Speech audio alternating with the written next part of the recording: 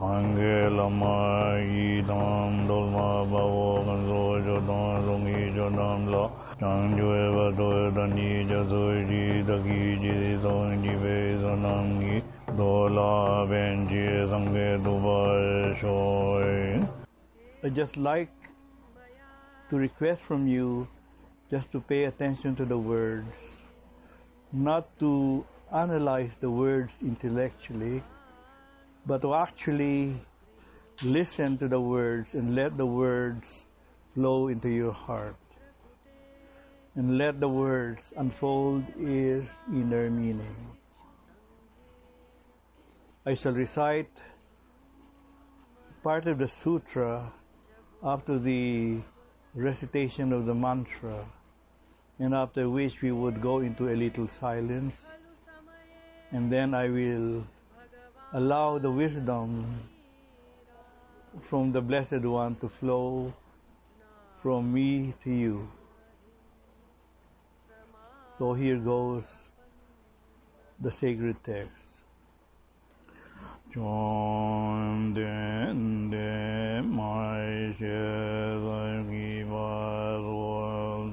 Trungpa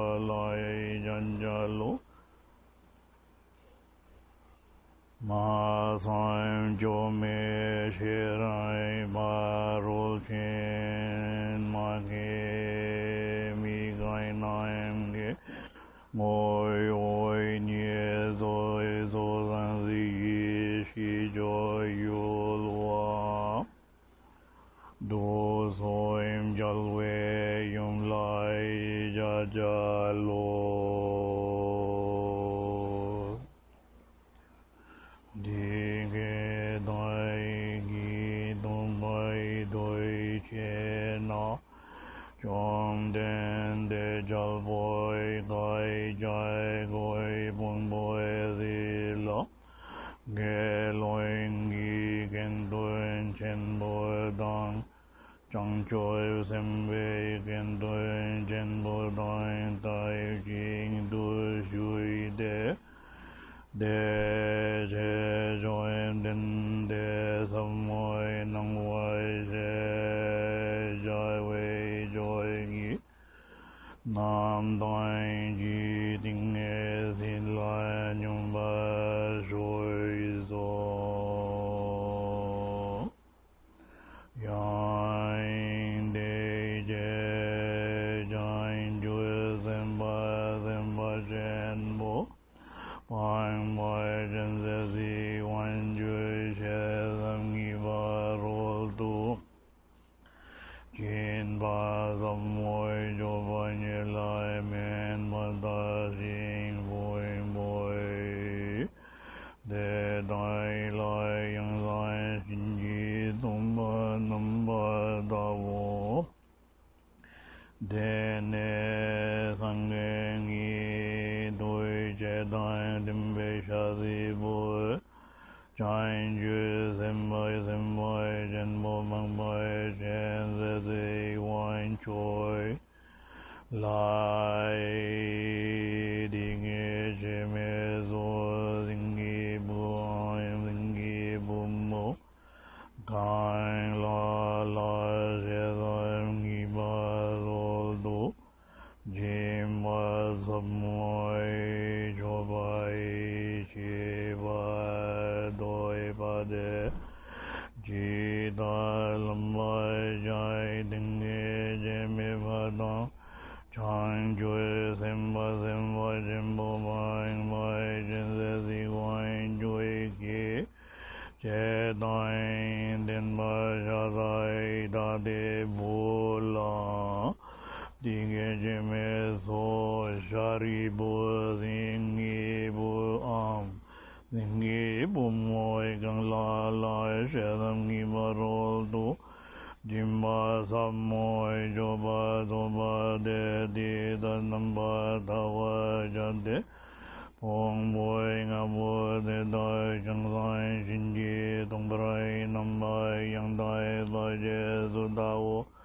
Suk Tong Pa Wo Tong Ban Ye Zu Zoi Tong Ban Ye Shi Ma Yin Tong Ban Ye Le Chai Sung E Shin yin no de shin do shorwa dong do she dong do je dong number she ba nam dong bai wo chen ye me pai mang ye mai ma gai ma ja ri bu de dai wei na jo dam je Toin vai nie de di mai me ba di mai doin dal wa me ba di wa me ba gang wa me ba wo sha di boi de dai we na toin va nie la soi me sho wa me du she me du je na me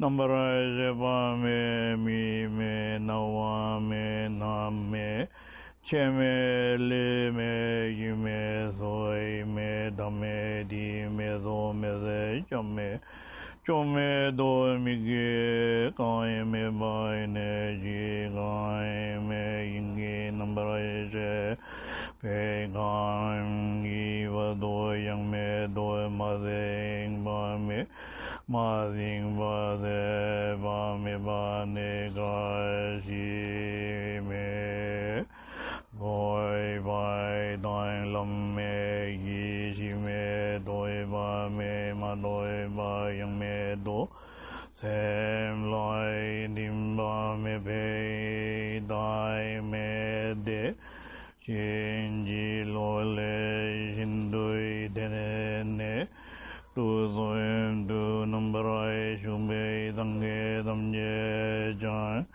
she dam gi ba zo du jim ba la de ne la na me ba yang dai ba zong be jan ju numberai zong ba sang ne so de da wa na she dam gi ba zo du jim be nga ring vai jen ve ngai la na me ve nga mi nyam ba dai nyam ve nga du nga tam je ram du si wa je ve nga mi chun ve nai dem rai se va ja de se dam gi ma ro du jim ve ngai me ma te ya na om ga de va ga de ma ra ga de bo di do ha te ya da om ga de ma ga de pa ra ga de bo di do te ya da om ga de ma ra ga de pa ra ga de bo di do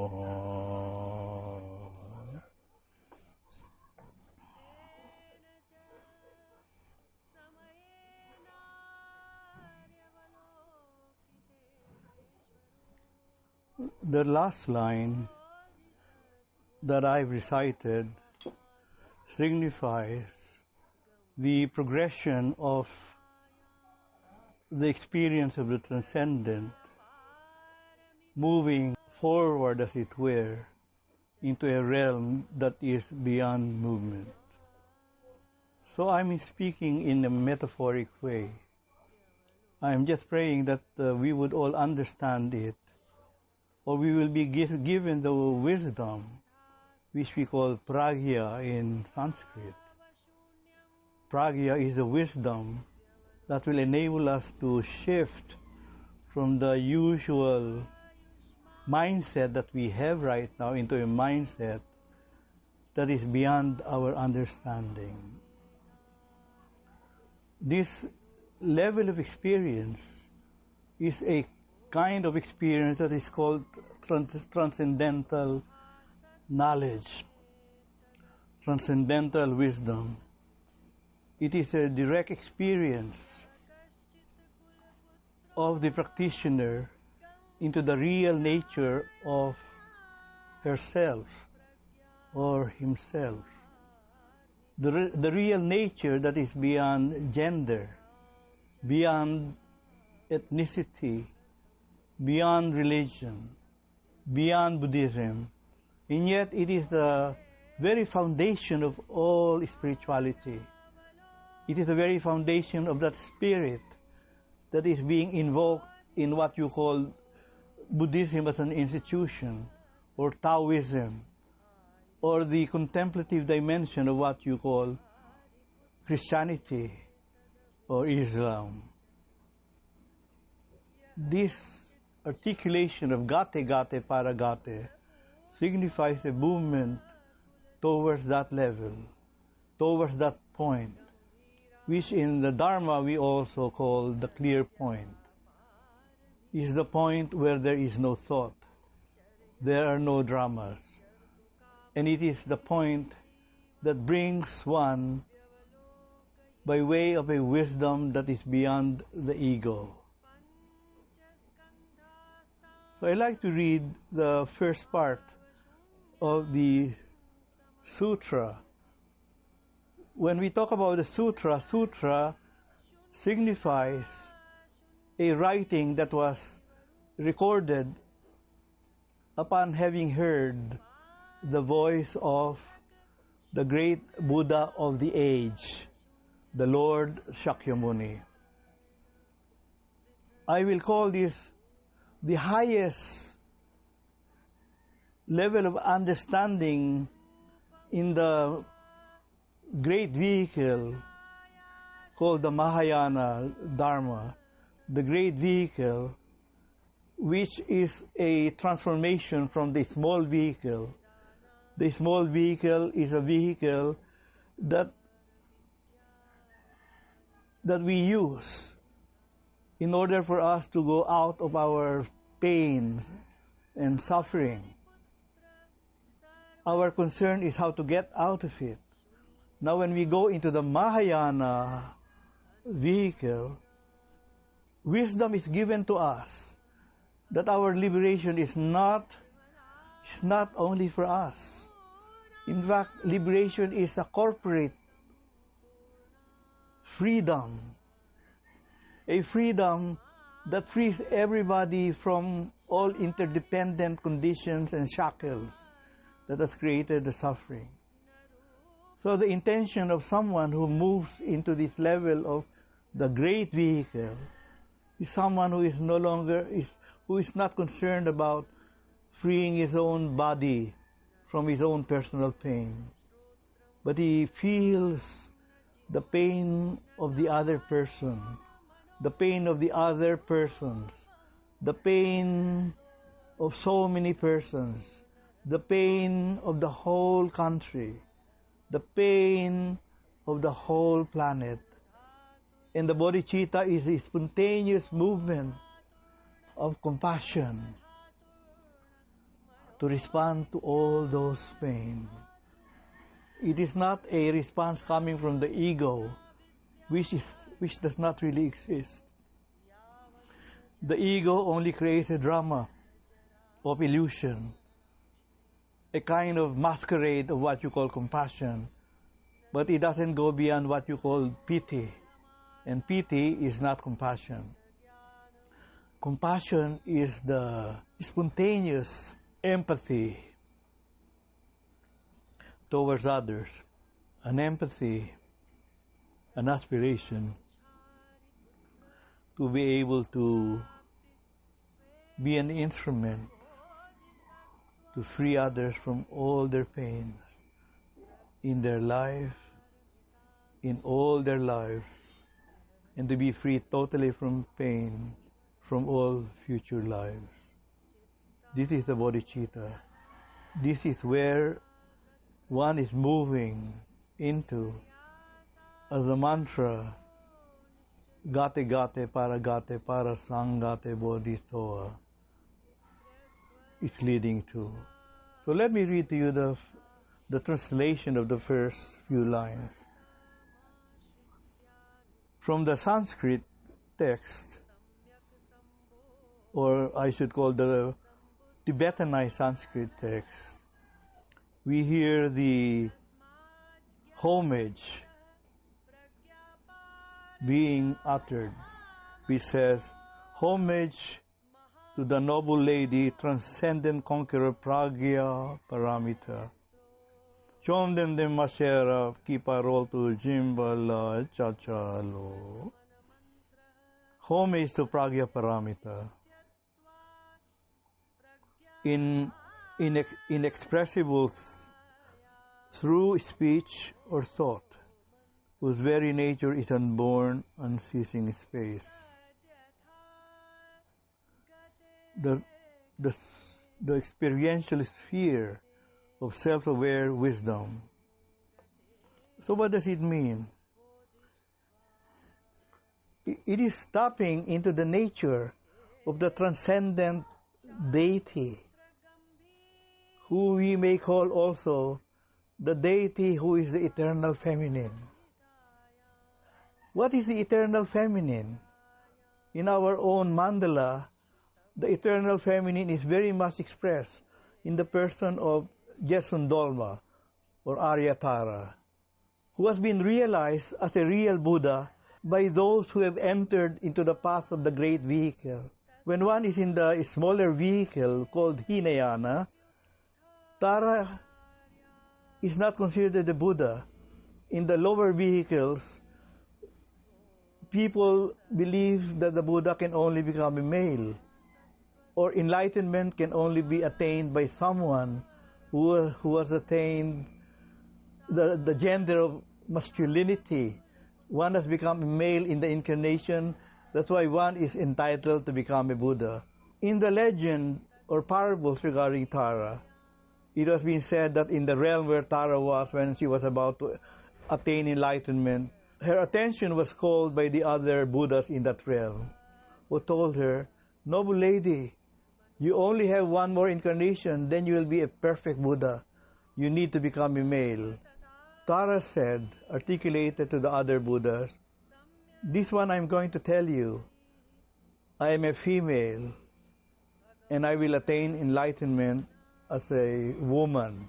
And I vow that never will I become a man to attain enlightenment. I will always be a woman." This is the great wisdom of the Mahayana that is brought more profoundly, more deeply into the level of Tantra in the realm of the Vajrayana.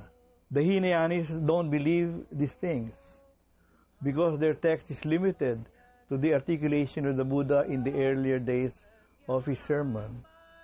But this one is articulated in the highest sutra in the Mahayana called the Pragyaparamita Sutra, which is the origin of the sutra called the Heart Sutra.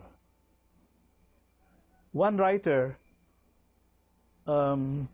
studied certain incidents during this time that this Heart Sutra was heard. Most probably, during those times when this sutra was heard by the monks during the time, they did not understand, or the articulation or the wisdom was so deep that it rattled them, it jolted them. They have a shaking, of their time. That's why there was a story that there were monks who heard this when the Buddha articulated this, and they had a heart attack when they heard the sutra. They cannot take the tremendous power of the sutra. They cannot, maybe the woman Buddha is something already new to them, that the woman can become a Buddha, that it is a feminine dimension, it is a feminine spirit that can transform the world. I'll go back a little bit here later on, but I'll read a little bit of what the Buddha was saying here. After homage to Pragyaparamita. Pragyaparamita it means the wisdom of perfection that pertains to the eternal feminine. And he says it is expressible through speech or thought. So this is wonderful. So even if it is transcendent, we can talk about it. We can talk about it and we can think about it. So Rangrig Yishi Choi Yulwa, it means to say that the very nature, of this particular deity, this particular special wisdom, its very nature is unborn and unceasing space. Do you know what it means, unceasing space? the magnitude of the deity is as vast, as space. Even if you can think about it, you can only think up to a certain level, and beyond that, you can go beyond into the other shore. Gate gate para, sangate bodhi soa. Now we go on into the narrative. This is something that the disciples heard when the Buddha was there in the mountain. He said, "Thus have I heard." So it was hearing, the power of the wisdom being heard. What did they hear? At one time, the Blessed One, the Lord Buddha, the transcendent conqueror, was dwelling in the vulture's peak in Rajgir. Who is a transcendent conqueror? That is the Lord Buddha Shakyamuni, the Buddha who was enlightened in Rajgir 3,000 years ago. So this was an account of having heard the profound speech of the Buddha during that time.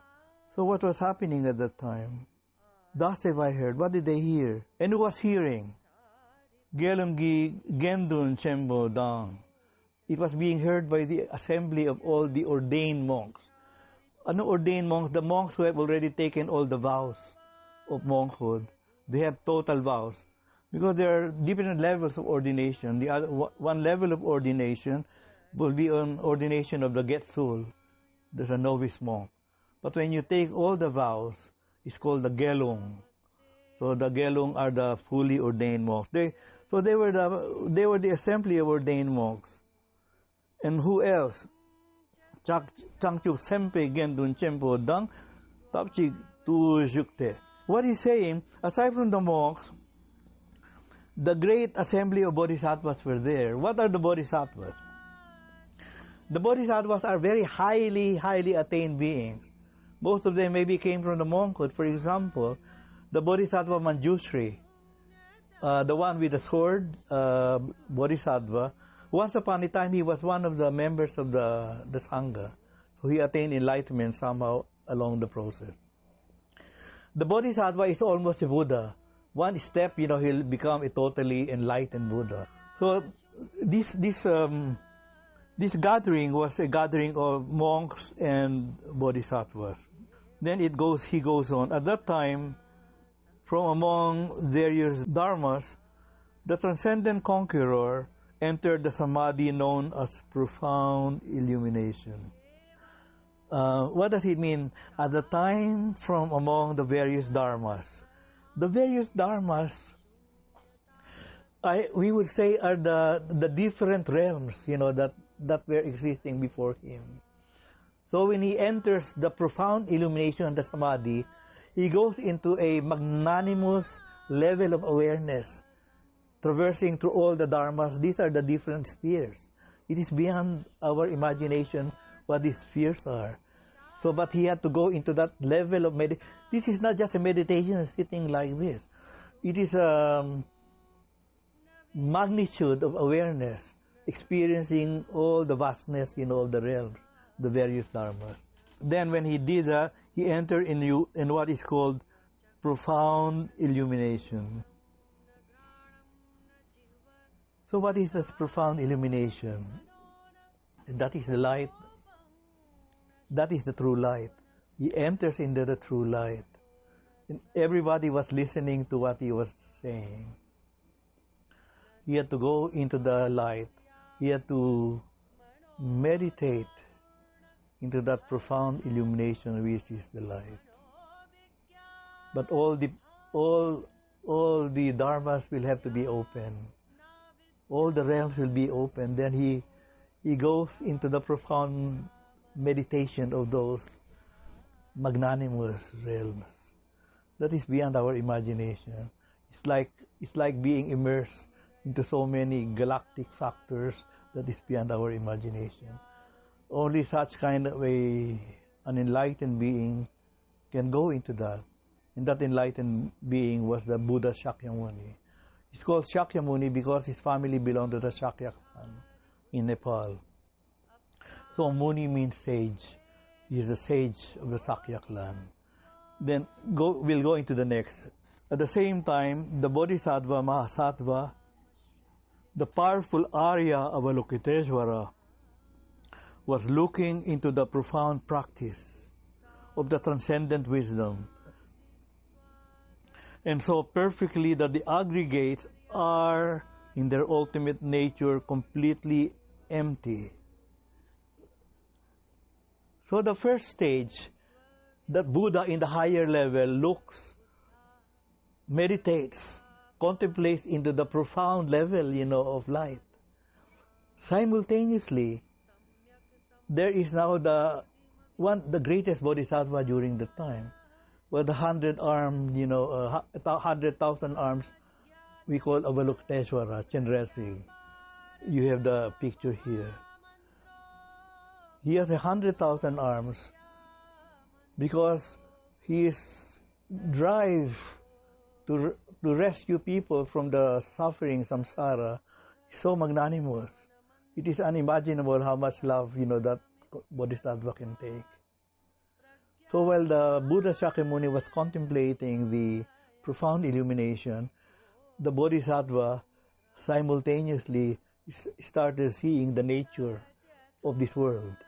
The 5 aggregates is really talking about what is the nature of the body, what is the nature of the consciousness, what is the nature of the, what you call that karmic, factors, that creates karma, karmic mechanism, and what is the nature of perception, and what is the nature of the senses also.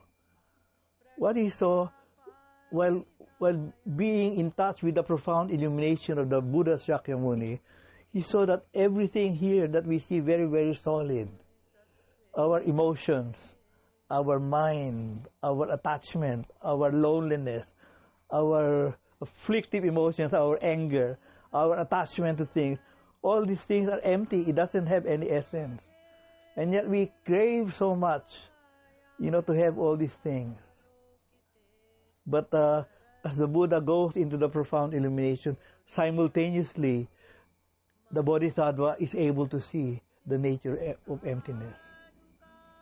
Then, through the force of the enlightened one, the Venerable Sariputra asked the Bodhisattva Mahasattva, the powerful Arya Avalokiteshvara, how should noble men and women who wish to experience the profound practice of transcendent wisdom train?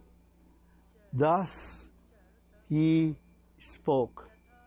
The Bodhisattva Mahasattva, the powerful Arya Avalokiteshvara, answered the Venerable Sariputra with these words, Sariputra, noble men and noble women who wish to experience the profound practice of transcendent wisdom should train in seeing this precisely. They should see that the 5 aggregates in their ultimate nature are completely empty. The form that you see is emptiness, and emptiness is form. Form is not other than emptiness. Emptiness is not other than form. Just like that, feeling, discernment, mental formations, consciousness, without characteristics, without birth, without ends, Shariputra, all these things are empty. They are not stained, nor freed from stain. They do not wax, nor do they wane. Thus, Sariputra, emptiness has no form. There is really no feeling. There is really no discernment. There is no mental formation.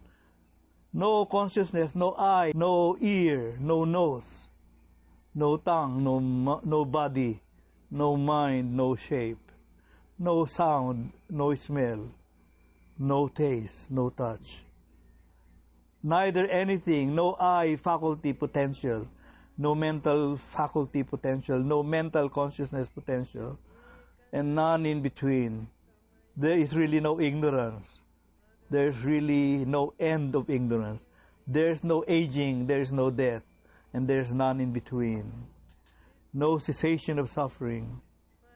There is no path, there is no wisdom, there is no attainment, there is no non-attainment. With non-observed minds, they have no fear. They go beyond all wrong views. Through full reliance upon transcendent wisdom, all the Buddhas abiding in the three times, fully, truly awakened to unsurpassable, perfectly enlightened, complete enlightenment. Therefore, the mantra of transcendent wisdom is the mantra of great knowing. The unsurpassed mantra, the mantra equal to the unparalleled, the mantra pacifying utterly all suffering as it does not deserve. It should be known as true. The mantra of transcendent wisdom is uttered like this. Teyata Om Gate Gate Para Sangate Bodhisoha. I would like to request you to listen to this. Do not analyze my words in terms of your memory or in terms of what you read in a Dharma book, because the wisdom of the Buddha cannot be read in the Dharma book. Even if you memorize the words and try to analyze the words, you will never attain enlightenment, because he was saying that everything, including sound, it is empty in character. One thing very important here, there is an interplay of, I would have to call this maybe a kind of trinity in the Buddhist or in the Dharma language. The trinity of the Buddha Shakyamuni in the transcendental realm, and the second person of Avalokiteshvara, who is now looking, into the nature of the relative world, where you can see form, when you can feel form, when you can perceive form. And the third level of the Trinity is the Buddha to be Shariputra, who is asking the right questions in order to be able to go into the enlightenment level. So what was in order to do that, in order to be able to get the real answer, then one listens, to the depth of the mantra, Gate Gate Para Sangate Bodhisoha. When you look at everything in the world, from your hands, this is what you call the form. If you go into the minute component of the hands, which are called the cellular level of the hands, you cannot find the hand in the cellular level. If you go more profoundly beyond the cellular level, you go into the molecular level of reality. Neither can you find the cells in the molecules. And beyond that, you go into the atomic and subatomic, and never can you see any inherent reality deep down. And this happens because of the contemplation of the great Buddha in the transcendent level. So every time we go into what we call, let us rest the mind into the nature of truth, that means to say we are totally connected to the Buddhas of the three times, past, present, and future. And when we connect to the Buddha of the three times, which we do when we do, for example, what you call the Buddha family, when we invoke the Buddha family, in all the levels of the Buddha family, we call Totreng family, they are all contemplating into the level of profound illumination. That's why when we do the sadhana, for example, of Vaitara, or any sadhana, maybe whatever tantra, whether you talk about the earlier tantra or the highest yoga tantra, all of them are really pointing out to the truth that because of the meditation, of the Jnani Buddha, of the transcendent Buddha, we're able to perceive into the level where we are because of connecting with the levels of their own spiritual experience. So, in terms of sharing bodhicitta, this is the drive to be a channel of love and compassion to all sentient beings. We need to connect to that. And when we connect to that, then we are able to allow the flow of this love, compassion into the realm of other abodes. So it's a magnanimous expression and the flow of bodhicitta. Stavyam na dharma na chakshurdhaturyavan mano dhaturna dharma dhaturna mano vijnana